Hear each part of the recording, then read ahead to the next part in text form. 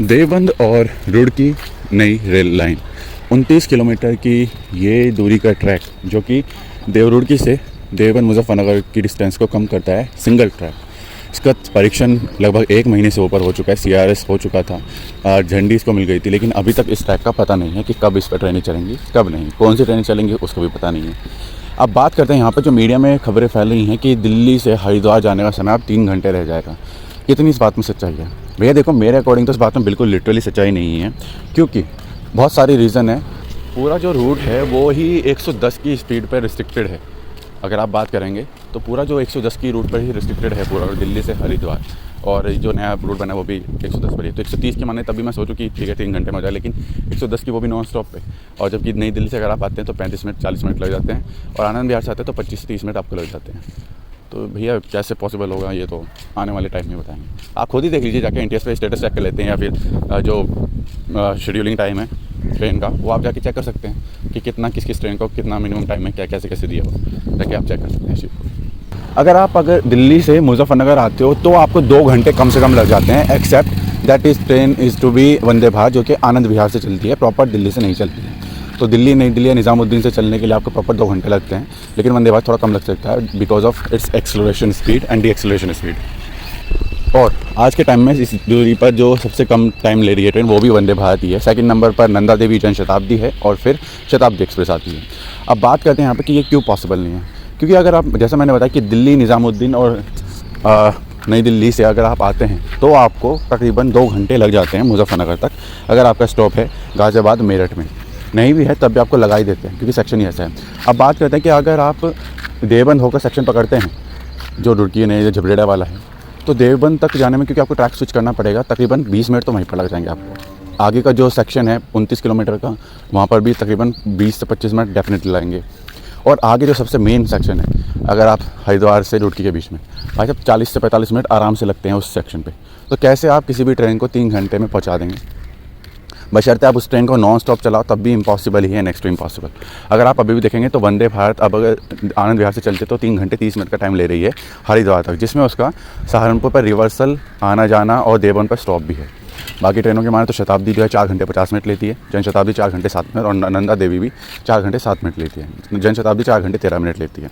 अब यहाँ पर अगर आप देखोगे तो जन शताब्दी का स्टॉप देवबंद पर पड़ता है, जिसमें तकरीबन अगर वेब 7 लोकोमोटिव है तो 10 मिनट कहीं नहीं गए एक स्टॉप से। लेकिन शताब्दी का यहाँ पर 1 घंटा 10 मिनट का स्टॉप है डिस्टेंस मुजफ्फरनगर से सहारनपुर, जिसमें देवबंद स्टॉप नहीं है, और 25 मिनट का उसका रिवर्सल टाइम दिया हुआ है। अब बताओ कैसे आप ट्रेन को निकालोगे? फिर बात आती है कि टेक्निकल, जैसे मैंने बताया कि अगर आप दिल्ली से गाज़ियाबाद आते हो तो दिल्ली से गाज़ियाबाद आने में तकरीबन 35 मिनट आपको लगते हैं मिनिमम। ठीक है, गाज़ियाबाद पे स्टॉप है तो 5 मिनट का और 5 से 7 मिनट का और, तो ये मान लीजिए कि आप टोटल मान के 40 मिनट में ट्रेन गाज़ियाबाद से निकल जाती है। फिर गाज़ियाबाद से मेरठ, अगर आपका सेक्शन क्लियर है तब जाकर आप 35 से 36 या 40 मिनट में पहुँचेंगे मिनिमम। अगर सेक्शन क्लियर नहीं है, लूप लाइन पे, मेन लाइन पे ट्रेन खड़ी है, लूप लाइन से निकालें, तब आपको 50 मिनट 45 मिनट लग जाते हैं आराम से। चलिए मैं मिनिमम टाइम लेके चलता हूँ 40 मिनट का।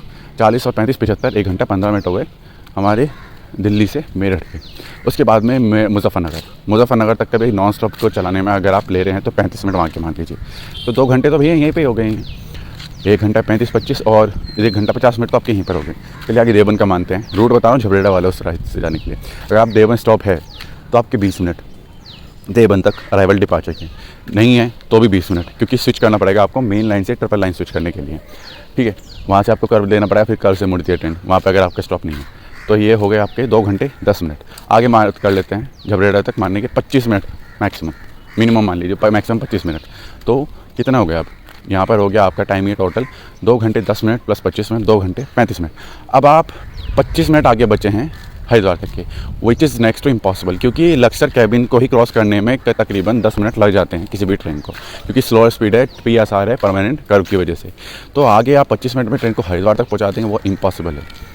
तो टोटल मान के ही मान लीजिए, तब भी आपको अगर आप 25 10 35 मैक्सिमम बता रहा हूँ 40 मिनट मिनिमम का टाइम है, तो 25 15 तो 3 घंटे 15 मिनट तो फिर भी लग रहे हैं। तो कैसे आप ट्रेन को 3 घंटे में पहुँचाओगे?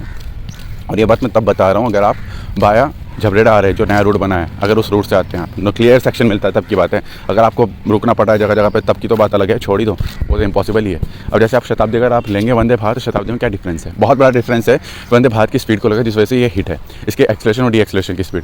वेब 7 के आप एक्सेलरेशन की स्पीड देख लो, वंदे भारत का तो है ही कि मेन लाइन पर अगर ट्रेन है तो आपके तकरीबन 55 सेकंड से लेकर 1 मिनट के अंदर वो 110 की स्पीड ले लेती है आराम से।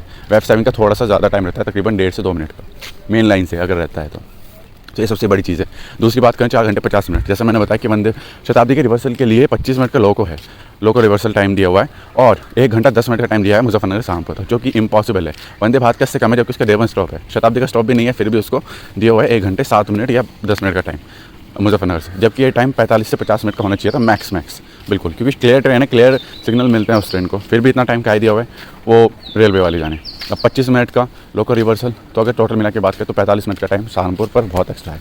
अगर टपरी से ट्रेन को निकालते हैं तो ये जो टाइम है 4 घंटे 50 मिनट से घटकर तकरीबन रह सकता है 4 घंटे तक, 4 घंटे से भी कम ही रह सकता है, क्योंकि सहारनपुर आना जाना, फिर सहारनपुर से फिर बलियाखेड़ी तक आना जाना बहुत टाइम लगता है। टपरी से अगर रोड के देखें तो मैक्सिमम 35 मिनट लगते हैं क्लियर सेक्शन में। अगर ज़्यादा बात करें तो सहारनपुर से तो फिर अगर घूम घाम के आती है तो फिर भैया मान लो 1 घंटे से ऊपर निकल जाता है। तो कैसे आप 3 घंटे में ट्रेन को दिल्ली से हरिद्वार लाने की बात कर रहे हो, अक्सर बशर्ते वो वंदे भारत ना हो क्लियर सेक्शन के लिए। तो मेरे हिसाब से तो भैया ये इम्पॉसिबल कि 3 घंटे में दिल्ली से हरिद्वार ट्रेन सिंगल ट्रैक मिल जाए, वो तो मुझे तो लगता नहीं। बाकी आप लोग क्या सोचते हैं इस बारे में मुझे कमेंट सेक्शन में ज़रूर बताइएगा, और कब ये ट्रेन चलेगी अगर किसी को आइडिया है तो मेरे को कमेंट सेक्शन में नीचे ज़रूर बताइएगा। बाकी अभी तो कुछ आइडिया नहीं है कि कब इस रूट पर ट्रेनें चलेंगी या कौन सी ट्रेनें इस रूट पर चलने के लिए बाध्य होंगी, देखते हैं इन फ्यूचर। तब तक के लिए जय श्री राम दोस्तों।